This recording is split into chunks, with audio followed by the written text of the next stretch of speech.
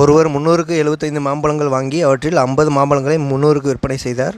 அனைத்து மாம்பழங்களையும் விற்பனையான பின் அவரது லாபம் அல்லது நட்டம் காண்க. ஓகேவா? இதில் வந்து ஃபஸ்ட்டு பார்த்தீங்க அப்படின்னா 75 மாம்பழம் வந்து 300 ரூபாய்க்கு வாங்கியிருக்காரு.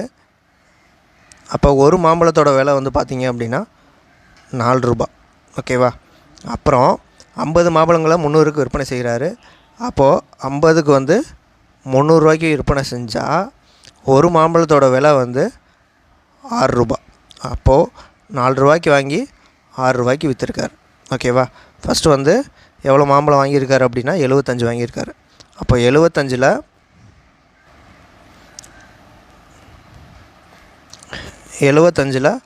6 ரூபாய்க்கு விற்றுருக்காரு. 75 வந்து 4 ரூபாய்க்கு வாங்கியிருக்கார். அப்போ 75 6ல் 4 போச்சு அப்படின்னா 2. இப்போ 75 × 2 வந்து 150. அப்போ வந்து அவருக்கு லாபம் வந்து 150 ரூபா லாபம். அடுத்த கொஸ்டின் பார்த்தோம் அப்படின்னா சாம் purchased 20 dozens of toys at a rate of 375 per dozen. He sold each one of them at the rate of 33. What was his percentage profitன்னு கேட்குறாங்க. இப்போ வந்து பார்த்தீங்க அப்படின்னா ஒரு டஜன் வந்து 375 ரூபா வாங்குறாரு. மொத்தம் வந்து 20 டஜன் வாங்கியிருக்காரு. இப்போ 20 டஜன் வந்து எவ்வளோ செலவாயிருக்கும் அப்படின்னா 20 × 375. அப்போது 7500.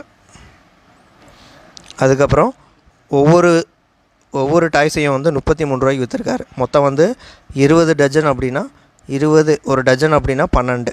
அப்போ 20 டஜன் அப்படின்னா 240. ஓகேவா? இப்போ 240 வந்து 33 ரூபாய்க்கு விற்றுருக்காரு.